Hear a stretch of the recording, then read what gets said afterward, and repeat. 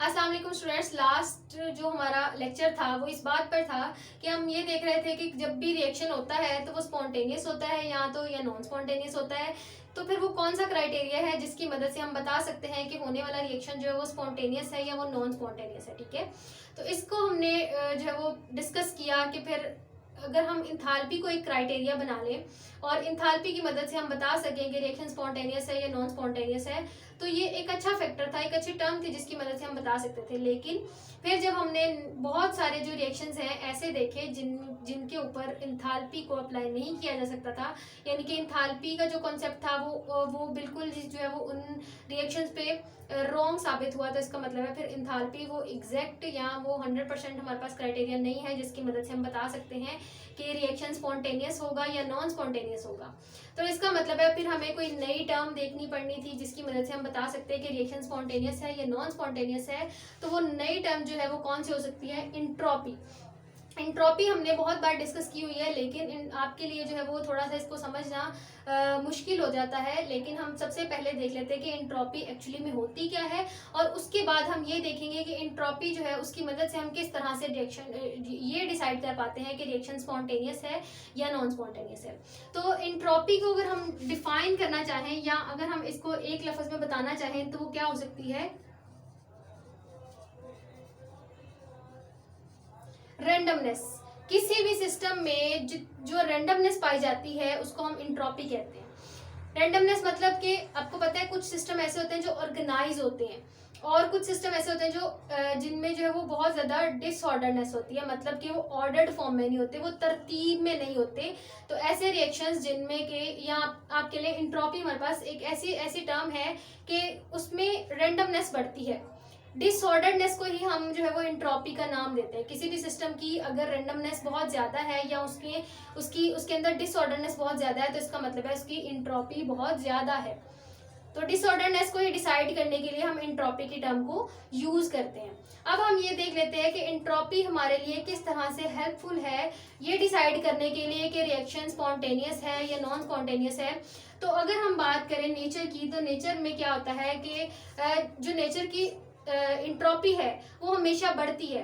मतलब कि कोई चीज अगर सपोज करें ये जार है और इस जार में हमने जो है वो कुछ रखा हुआ है, कुछ बॉल्स रखी हुई हैं।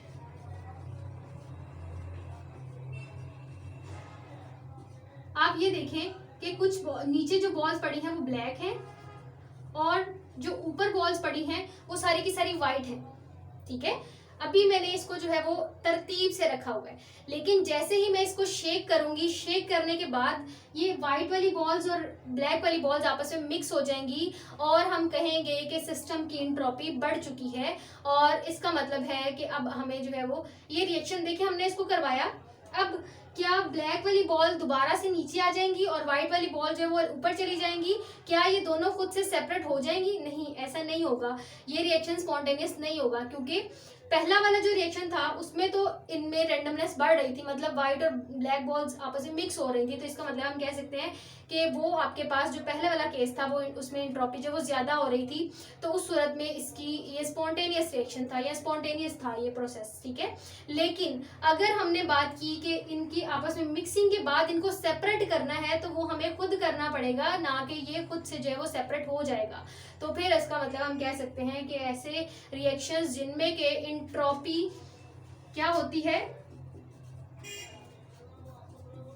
इंट्रोपी अगर इंक्रीज करती है, किसी भी सिस्टम में रैंडमनेस बढ़ती है, तो फिर वो किस तरह का होगा? वो आपके पास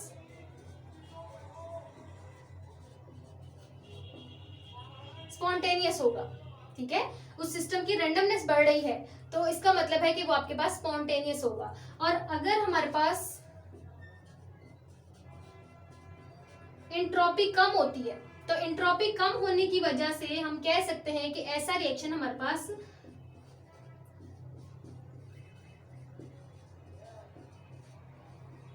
नॉन स्पॉन्टेनियस रिएक्शन है। ठीक है, तो ये हमने इंट्रोपी की बेस पर डिसाइड कर लिया कि रिएक्शन स्पॉन्टेनियस होगा या नॉन स्पॉन्टेनियस होगा। लेकिन हमारे पास नेचर में बहुत से ऐसे रिएक्शंस होते हैं जिनमें के इंट्रोपी चाहे कम हो रही हो लेकिन वो नॉन स्पॉन्टेनियस होते हैं, वो स्पॉन्टेनियस होते हैं।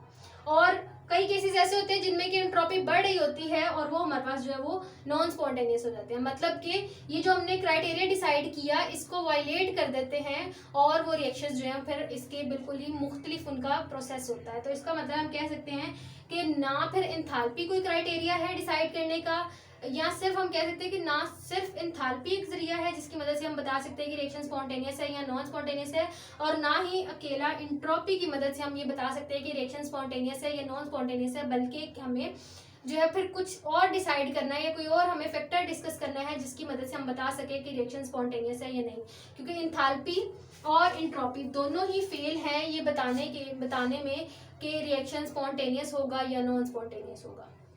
एंट्रोपी के हमने केस में ये बात की कि अगर सिस्टम की रैंडमनेस बढ़ती है तो इसका मतलब आपको पता है ना, चीजें जो बिगड़ती हैं तो बिगाड़ जो है वो ज्यादा आसानी से हो जाता है एज कम्पेयर टू कि वो उसको हम जब उसको दोबारा से ऑर्डर्ड फॉर्म में लाएं तो वो थोड़ा मुश्किल है उसको ऑर्डर्ड फॉर्म में लेना, लेकिन अगर हम उसको डिसऑर्डर्ड फॉर्म में कन्वर्ट करना चाहते हैं तो वो बहुत ज्यादा आसानी से हो जाता है। और हम कहते हैं कि ऐसे रिएक्शन जिनमें कि रैंडमनेस बढ़ती है इसका मतलब वो आपके पास स्पॉन्टेनियस रिएक्शन है, और नॉन स्पॉन्टेनियस रिएक्शन ऐसे रिएक्शन है जिनमें एंट्रोपी कम होती है। तो इसका मतलब है कि फिर तमाम रिएक्शंस पर ये अप्लाई नहीं किया जा सकता, और एंट्रोपी भी हमारे पास कोई ऐसा क्राइटेरिया नहीं है जिसको हम यूनिवर्सल मान ले और तमाम रिएक्शंस पर अप्लाई कर दें, क्योंकि बहुत सारे रिएक्शंस ऐसे होते हैं जिनमें हम जो है वो एंट्रोपी की मदद से नहीं बता सकते कि वो रिएक्शन स्पॉन्टेनियस है या नॉन स्पॉन्टेनियस है। ठीक है, तो इसका मतलब है कि फिर एक जो नई टर्म है उसको हमें इंट्रोड्यूस करवाना था, और उस टर्म का नाम है Gibbs free energy. Gibbs free energy के बारे में हम नेक्स्ट लेक्चर में बात करेंगे और देखेंगे कि किस तरह से गिब्स फ्री एनर्जी ने हमारी मदद की कि हम ये डिसाइड कर सके कि रिएक्शन स्पॉन्टेनियस होगा या नॉन स्पॉन्टेनियस होगा, और उससे पहले हम ये देखेंगे कि एक्चुअली में गिब्स फ्री एनर्जी होती क्या है। ठीक है, थैंक यू।